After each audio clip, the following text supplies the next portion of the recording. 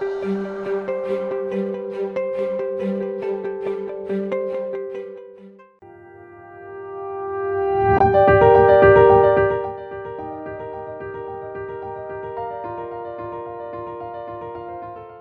premier point, c'est que nous allons mettre en place un fonds. On ne l'a pas annoncé parce qu'il n'était pas encore bien structuré, mais je crois que là, les choses sont faites.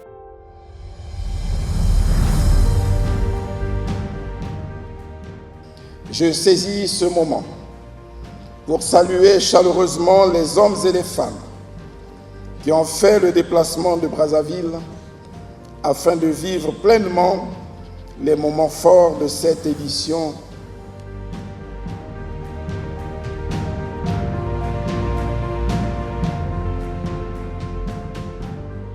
Mon pays, le Tchad, entreprend d'énormes efforts pour vraiment amorcer la digitalisation des services publics. Déjà, voilà, le plus grand, c'est la réforme. La 8e édition Kolonga du Salon international des Tech et de l'Innovation OSIAN s'est achevée vendredi 26 avril 2024 au Palais des Congrès de Brazzaville au Congo. Après 4 jours, les organisateurs du salon, grâce à la flexibilité de l'engagement des partenaires, ont annoncé la création d'un fonds qui permettra de combler les axes de la formation, de microfinancement et aussi de l'accompagnement.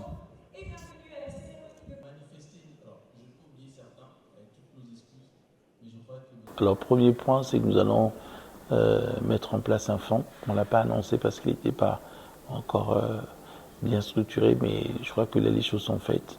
Le fonds permettra de prendre en compte toutes ces recommandations, particulièrement sur l'axe de la formation, de microfinancement et aussi de l'accompagnement. Depuis 8 éditions, le Salon international de la Tech et de l'Innovation OSIAN s'est affirmé comme le rendez-vous incontournable des acteurs de l'écosystème numérique d'Afrique centrale. Ainsi, du 23 au 26 avril 2024, c'est à Brazzaville, la capitale de la République du Congo, que les experts ont débattu sur les questions liées au contexte international, marqué par des évolutions technologiques, les besoins des utilisateurs, des gouvernements, des entreprises publiques et privées, tout en répondant à la vision stratégique du Salon OSIAN.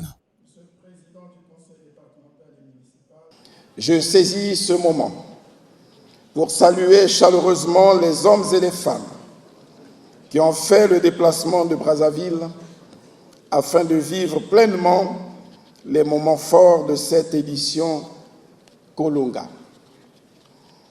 L'occasion pour moi de vous souhaiter à tous une bienvenue particulière et d'adresser mes vifs remerciements à vos gouvernements respectifs pour avoir facilité votre présence ici à Brazzaville.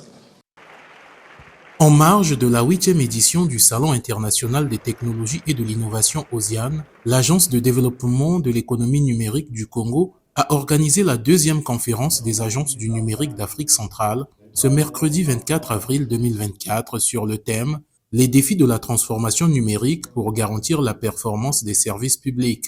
Les responsables d'agences nationales et des entités publiques ont décidé de mutualiser leurs efforts à travers la création de la Conférence des agences de développement du numérique d'Afrique centrale. La grande nouveauté et finalement la grande décision qui est ressortie de cette 2e conférence, c'est que nous nous sommes entendus et nous avons un accord de principe et une déclaration commune sur la création de la Conférence des agences de développement du numérique d'Afrique centrale, CADNAC en sigle. Et les équipes vont maintenant travailler. Mon pays, le Tchad, entreprend d'énormes efforts pour vraiment amorcer la digitalisation des services publics. Déjà, voilà, le plus grand, c'est la réforme, la restructuration même du secteur de l'économie numérique pour pouvoir favoriser l'inclusion numérique sur le plan national.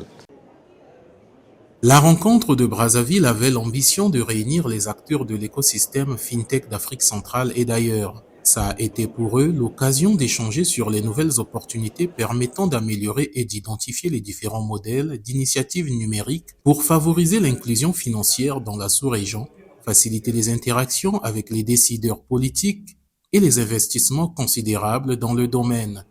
Près d'1 milliard d'Africains n'ont pas accès aux services bancaires, selon un rapport de la Banque mondiale publié en 2020, et la FinTech s'avère un véritable levier vers l'inclusion financière. La FinTech en Afrique centrale représente un marché de plus de 1000 milliards de dollars, mais le taux d'inclusion financière reste faible. Le cas d'usage, on part d'une application mobile, mais derrière, on a tout un écosystème en passant de la société FinTech elle-même, qui va outsourcer aussi au niveau des serveurs, ça peut être Amazon, ça peut être des clouds ou d'autres sociétés, mais également cette société FinTech qui va communiquer avec des institutions financières, bancaires ou qui leur vendent des produits. Et tout cela, il faudra donc une gouvernance à mettre en place et des structures pour suivre la partie sécurité. L'ambiance procurée par les jeunes talents des industries créatives et culturelles Vico a permis de rendre hommage à l'auteur japonais Akira Toriyama, concepteur de la série animée Dragon Ball Z, décédé le 1er mars 2024. Henri Djélé pour son projet de recyclage et de valorisation des déchets plastiques et Fulgence Menuo, CEO de la start-up Kabalou, une start-up qui accompagne les professionnels et les entreprises à trouver des logements sûrs et confortables dans les villes africaines, se sont partagés 10 millions de francs CFA mis en jeu. Le jury n'a pas pu les départager lors de la finale du challenge Viso de la meilleure start-up. Elimbeki, originaire de la République démocratique du Congo, a obtenu le 3e prix. J'en suis déjà très honoré parce que ça récompense 4 années de travail. Nous sommes dans la lutte contre la pollution plastique. Congoplast est une entreprise de recyclage et de valorisation de déchets plastiques. Nous avons développé une technologie qui permet de transformer tout ce qui est déchets plastiques en matériaux de construction, notamment des briques stabilisantes, des pavés et des tuiles. Et ce prix récompense vraiment 4 années de dur et labeur-travail. Nous avons besoin de ces fonds pour la communication, faire connaître notre produit. Et le besoin, il est là, le besoin, il est énorme.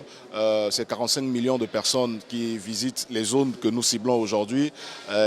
Pour servir même ne fût-ce que 10% de ce volume de personnes, il faut un outil qui soit vraiment au top. Et c'est pour ça que nous sommes là aujourd'hui. Nous sommes contents de recevoir ce prix. Le comité d'organisation du challenge de la meilleure start-up de l'Afrique centrale a reçu cette année plus de 376 candidatures venues de la sous-région, dont 36 ont été sélectionnées pour participer à cette compétition qui s'inscrit dans la vision du Salon Osiane d'encourager la jeunesse à développer des solutions innovantes visant à accélérer les performances numériques. La Société nationale des pétroles du Congo a accompagné tous les acteurs du numérique de la sous-région en sa qualité de sponsor officiel. Cette édition est aussi, pour la Société nationale, un moyen de contribuer à l'année de la jeunesse, décrétée par son Excellence, M. Denis Sassou Nguesso, Président de la République, chef de l'État, afin de la soutenir dans la prise en charge de ses aspirations à travers des projets structurants.